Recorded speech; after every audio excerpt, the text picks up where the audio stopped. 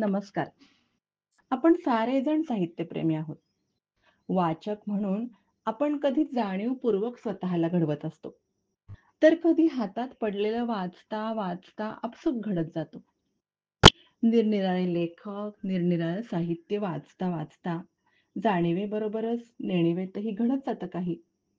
या साऱ्यांच्या संमिश्र परिणामातून आणि स्वतःच्या विचार कोलाहलातून कुणाला लेखनाची वाट सापडत जाते. पूर्वासुरींच्या ह्या योगदानाची कृतज्ञ जाणीव ठेवणं, त्यांचं लेखन, त्यांची वैशिष्ट्य, त्यांची भाषाशैली नव्याने उलगडून पाहणं, त्यामागचा विचार, लेखन प्रक्रिया जाणून घेणं, स्मृतिजागर करता करता काळाच्या कसोटीवर हे घासून पाहणं, हे त्यांच्या जन्मशताब्दी वर्षाच्या निमित्ताने आवर्जून करायला हवं असं मला वाटतं. त्याच अनुषंगाने साहित्यिक जयवंत दळवी यांच्या जन्मशताब्दी वर्षाच्या निमित्ताने आज आम्ही घेऊन आलेलो आहोत. जयवंत दळवी, कालचक्रावर आपली मोहोर उमटवणारा लेखक हा विशेष कार्यक्रम. या कार्यक्रमामध्ये आपणा सर्वांचं स्वागत.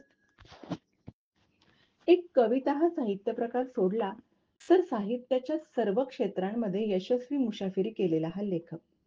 त्यांचा जन्म 14 ऑगस्ट 1925 रोजी गोव्यातील हडफड या गावी झाला. कोकणच्या निसर्गरम्य परिसरात एकत्र कुटुंबात त्यांचा हा सुरुवातीचा काळ गेला. तेव्हाच्या त्या बालपणीच्या छोट्या मोठ्या आठवणी, तेव्हाची निरीक्षणं, अबोध मनावर झालेले चांगले वाईट परिणाम या साऱ्यांचे पडसाद त्यांच्या लेखनामध्ये उमटल्याचं आपल्या लक्षात येतं. काही वर्षे प्रभात आणि त्यानंतर लोकमान्य या वृत्तपत्रांमध्ये उपसंपादक म्हणून त्यांनी काम केलं. त्यानंतर युनायटेड स्टेट्स इन्फॉर्मेशन सर्व्हिसेस मध्ये ते रुजू झाले, म्हणजे युसिस. खूप महत्वाची भाषांतराची कामं त्यांनी या काळामध्ये करून घेतली. आपल्या कितीतरी लेखक मित्रांच्या संसारांना या कानाचं त्या कानाला कळू न देता त्यांनी या माध्यमातून मदतीचा हात दिला.